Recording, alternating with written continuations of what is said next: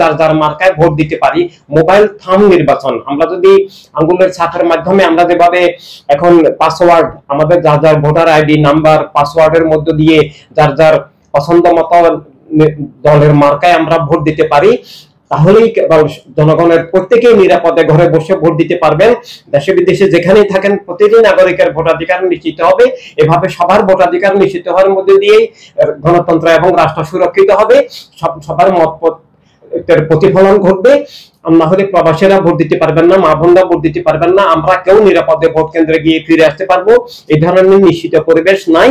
তাই ভোটের মধ্যে আমরা দেখি সন্ত্রাস হয়, খুন খারাপি হয়। বর্তমানে অনেক দল কেন্দ্র জবরদখলের ঘোষণা দিয়েছে, মব সন্ত্রাস চলছে, জননিরাপত্তা নাই, রাজনৈতিক নিপীড়ন চলছে, এমনকি সরকার নিজে বিশেষ কিছু দলকে পৃষ্ঠপোষকতা দিচ্ছে।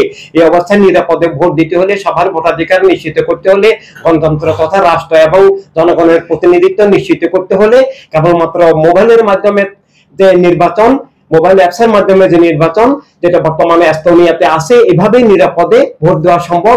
এভাবেই রাষ্ট্রের হাজার হাজার কোটি টাকা অপচয় বেঁচে যাবে, সবার দেশে বিদেশের সবার ভোটাধিকার নিশ্চিত হবে, গণতন্ত্র এবং রাষ্ট্র সুরক্ষিত হবে। ধন্যবাদ।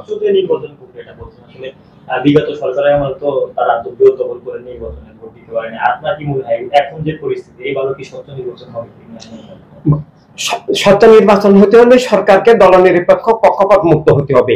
যেহেতু বর্তমান সরকার এখন দলনিরপেক্ষ নন, পক্ষপাত দুষ্ট হয়ে গেছেন, পক্ষপাত মুক্ত নন।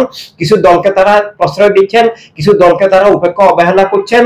এইভাবে বর্তমানে সরকারের কারণে সেনাবাহিনী, পুলিশ প্রশাসন কোনো কিছুই আর এখন দলনিরপেক্ষ নাই এবং সামাজিক নিরাপত্তা নাই। তাই তাদের মাধ্যমে সুষ্ঠু নির্বাচন, নিরপেক্ষ নির্বাচন একেবারেই অসম্ভব। যদি সুষ্ঠু নির্বাচন হতে হয় তাহলে তাদের উপদেষ্টা পরিষদ থেকে দলীয় লোকদেরকে অবশ্যই অব্যাহতি দিতে হবে, সব দলকে নিয়ে কাজ করতে হবে, সবার সভা সমাবেশের অধিকার দিতে হবে।